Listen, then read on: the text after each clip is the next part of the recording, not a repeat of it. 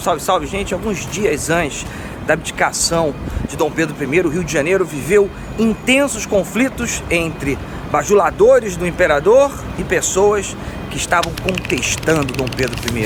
Eu sou Thiago Gomide e você vai ficar sabendo, estou no centro da cidade do Rio de Janeiro, como isso daqui foi um palco de guerra na noite das garrafadas. Dom Pedro I estava cada vez mais autoritário. Em 1823, um ano depois da nossa independência, ele resolveu fechar a Assembleia Constituinte. É claro que isso gerou muitas e muitas críticas. Mas Dom Pedro não se relacionava bem com os pensamentos contrários e estava indo atropelando quem viesse pela sua frente. As pessoas perguntavam, será que Dom Pedro I era, apesar da independência, uma continuidade da mão portuguesa no nosso país?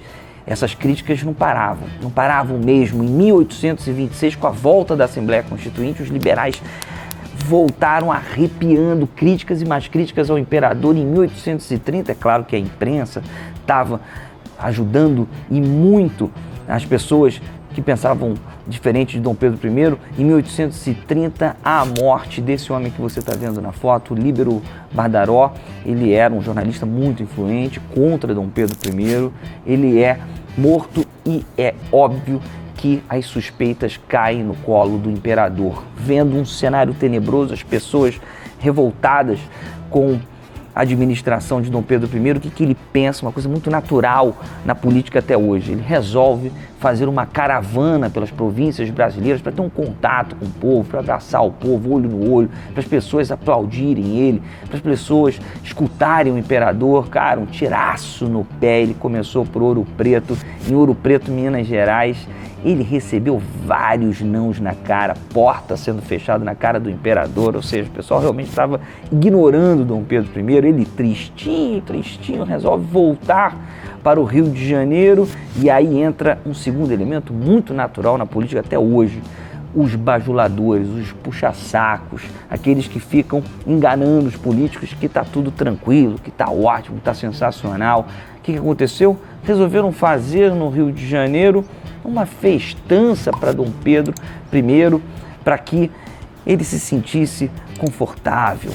Só que esses bajuladores estavam de um lado e do outro estavam os críticos, muitos críticos. Dom Pedro I, para piorar toda essa situação, e eu vou chegar na noite das garrafadas, que é nesse dia, nesse período de tentativa de animar o imperador, eu vou chegar aí, mas é importante dizer que desde 1826, quando Dom João VI morreu, o pai de Dom Pedro I morre, ele luta pelo trono de Portugal junto do irmão dele, o Miguel. Ficou nessa briga imensa e é claro que isso reverberava, que as pessoas entendiam que isso daí era uma tentativa de Dom Pedro desistir do nosso país, que ele não estava dando atenção devida ao nosso país. Voltamos para a noite das garrafadas, imagina Praça 15, centro do Rio de Janeiro, antigo Largo do Rocio, bajuladores de um lado e críticos de outro. Não deu, obviamente que não deu certo, foi uma porradaria generalizada, galera, paus, pedras, tudo que tivesse pela frente estava voando, porque aquilo já estava chegando num momento insustentável. O centro da cidade foi manchado de sangue, muitas pessoas feridas. Dom Pedro I, vendo que a situação estava catastrófica, teve uma ideia que é um terceiro elemento muito comum na política até hoje. Ele resolve, então, tentar diminuir as tensões, colocando um ministério novo só de brasileiros.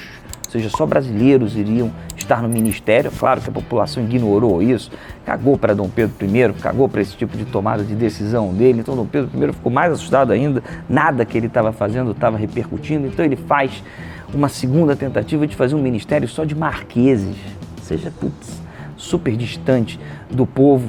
Se tornou chamado na história da Ministério dos Marqueses, não deu certo. Um mês depois da Noite das Garrafadas, que foi bem mais do que uma noite, Dom Pedro I entende que foi o seu fim aqui no país. Ele pega a mula e volta para Portugal, onde ele ganha o trono e se torna Dom Pedro IV da história de Portugal. A gente só foi ter um novo imperador em 1840, quando Dom Pedro II, filho dele, fez 15 anos. De Dom Pedro I até a coroação de Dom Pedro II, o Brasil ficou ajustando os seus nortes com várias rebeliões espalhadas por todo o país no período que é chamado de regência. E aí, muito igual ou pouco igual ou nada igual aos nossos políticos? Até semana que vem. Tchau, tchau.